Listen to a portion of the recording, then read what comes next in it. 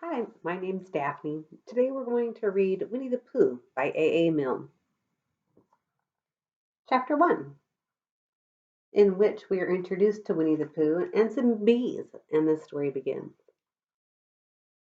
Here's Edward Bear coming downstairs now, bump, bump, bump, on the back of his head, behind Christopher Robin. It is, as far as he knows, the only way of coming downstairs, but sometimes he feels that there really is another way if only he could stop bumping for a moment and think of it. And then he feels that perhaps there isn't. Anyhow, here he is at the bottom and ready to be introduced to you. Winnie the Pooh. When I first heard his name, I said just as you were going to say, but I thought he was a boy. So did I, said Christopher Robin. Then you can't call him Winnie. I don't. But you said he's Winnie the Pooh. Don't you know what "the" means? Ah, yes, now I do, I said quickly, and I hope that you do too, because it's all the explanation you're going to get. Sometimes Winnie the Pooh likes a game of some sort when he comes downstairs, and sometimes he likes to sit quietly in front of the fire and listen to a story. This evening, what about a story? Said Christopher Robin. What about a story? I said. Could you very sweetly tell Winnie the Pooh one? I suppose I could, I said. What sort of stories does he like? About himself, because he's that sort of bear. Oh, I see. So could you very sweetly? I'll try, I said. And so I tried. Once upon a time, a very long time ago now, about last Friday, Winnie the Pooh lived in a forest all by himself under the name of Sanders. What does under the name mean? Asked Christopher Robin. It means he had the name over the door in gold letters and lived under it. Winnie the Pooh wasn't quite sure, said Christopher Robin. Now I am, said a growly voice. Then I will go on, said I. One day when he was out walking he came to an open place in the middle of the forest, and in the middle of this place was a large oak tree, and from the top of the tree there came a loud buzzing noise. Winnie the Pooh sat down at the foot of the tree, put his head between his paws, and began to think. First of all, he said to himself, that buzzing noise means something. You don't get a buzzing noise like that, just buzzing and buzzing without its meaning something. If there's a buzzing noise, somebody's making a buzzing noise, and the only reason for making a buzzing noise that I know of is because you're a bee. Then he thought another long time, and he said, and the only reason for being a bee that I know of is making honey. And then he got up and said, and the only reason for making honey is so that I can eat it. So he began to climb the tree. He climbed and he climbed and he climbed, and as he climbed, he sang a little song to himself. And it went like this. Isn't it funny how a bear likes honey? Buzz, buzz, buzz. I wonder why he does. Then he climbed a little further, and a little further, and then just a little further. By that time he had thought of another song. It's a very funny thought that if bears were bees, they'd build their nests at the bottom of trees, and that being so, if the bees were bears, we shouldn't have to climb up all these stairs. He was getting rather tired by this time, so that is why he sang a complaining song. And he was nearly there now, and if he just stood on that branch, crack! Oh, help, said Pooh as he dropped 10 feet on the branch below him. If only I hadn't, he said, and he bounced 20 feet onto the next branch. You see, what I meant to do, he explained as he turned head over heels and crashed onto another branch 30 feet below. What I meant to do, of course it was, rather, he admitted as he slithered very quickly through the next 6 branches. It all comes, I suppose, he decided as he said goodbye to the last branch, spun round 3 times, and flew gracefully into a gorse bush. It all comes of liking honey so much. Oh, help! He crawled out of the gorse bush, brushed the prickles from his nose, and began to think again. And the first person he thought of was Christopher Robin.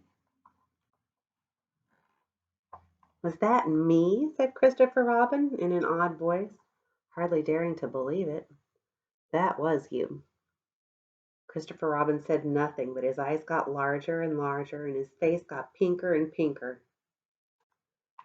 So Winnie the Pooh went round to his friend Christopher Robin, who lived behind a green door in another part of the forest. "Good morning, Christopher Robin," he said. "Good morning, Winnie the Pooh," said you. "I wonder if you've got such a thing as a balloon about you." "A balloon?"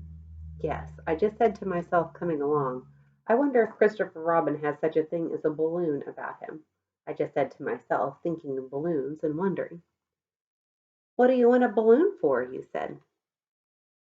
Winnie the Pooh looked round to see that nobody was listening, put his paw to his mouth, and said in a deep whisper, "Honey."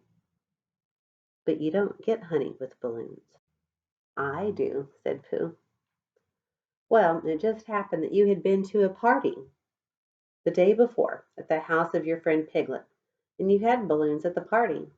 You had had a big green balloon, and one of Rabbit's relations had had a big blue one, and had left it behind, being really too young to go to a party at all, and so you'd brought the green one and the blue one home with you. Which one would you like?" you asked Pooh. He put his head between his paws and thought very carefully. "It's like this," he said. "When you go after honey with a balloon, the great thing is not to let the bees know you're coming. Now, if you have a green balloon, you might think that they were only part of the tree, not notice you at all. And if you have a blue balloon, they might think that you were only part of the sky and not notice you. And the question is, which is most likely?" "Wouldn't they notice you underneath the balloon?" you asked. "They might or they might not," said Winnie the Pooh. "You never can tell with bees." He thought for a moment and said, "I shall try to look like a small black cloud. That will deceive them." "Then you had better have a blue balloon," you said, and so it was decided.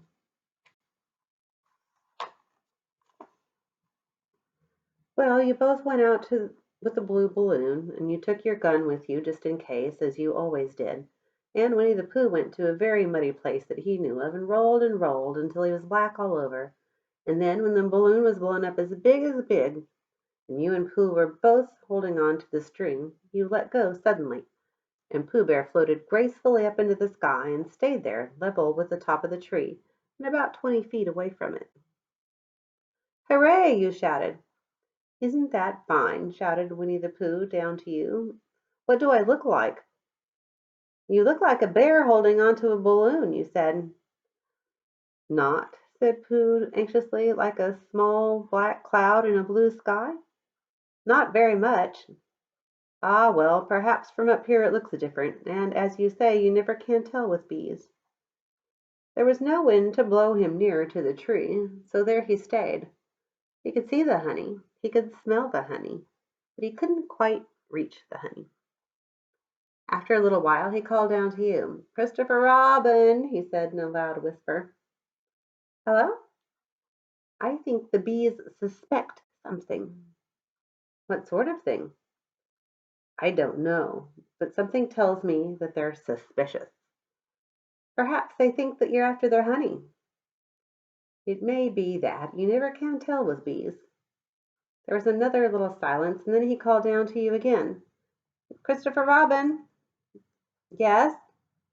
"Have you an umbrella about your house?" "I think so." "I wish you would bring it out here and walk up and down with it, and look up at me every now and then and say, 'Tut, tut, it looks like rain.'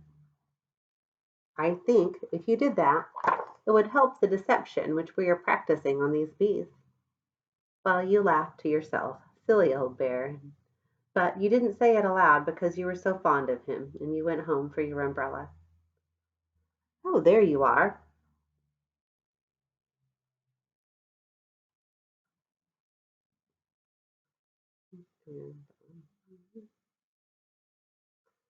Called down Winnie the Pooh as soon as you got back to the tree. "I was beginning to get anxious, and I have discovered that the bees are now definitely suspicious." Shall I put my umbrella up? He said. Yes, but wait a moment. We must be practical. The important bee to deceive is the queen bee. Can you see which is the queen bee from down there? No, a pity.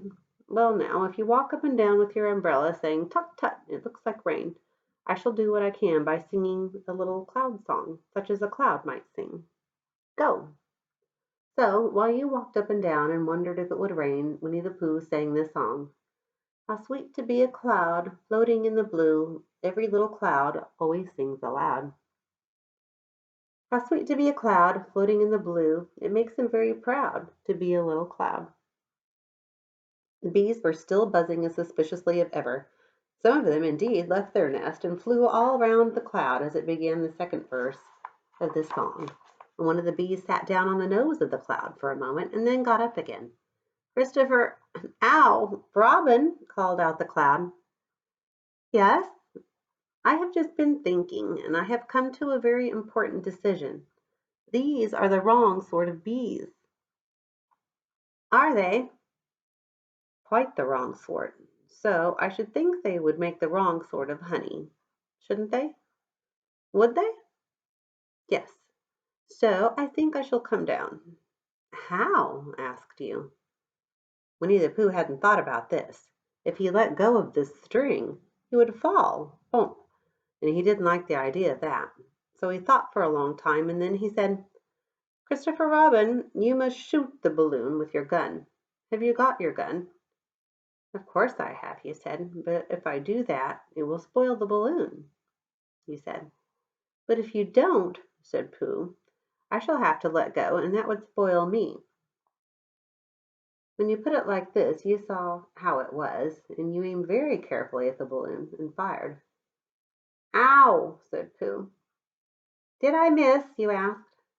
You didn't exactly miss, said Pooh, but you missed the balloon. I'm sorry, he said, and you fired again, and this time you hit the balloon, and the air came slowly out, and Winnie the Pooh floated down to the ground.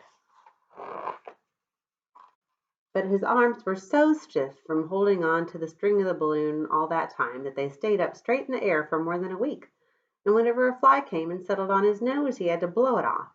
And I think, but I'm not sure, that is why he was always called Pooh.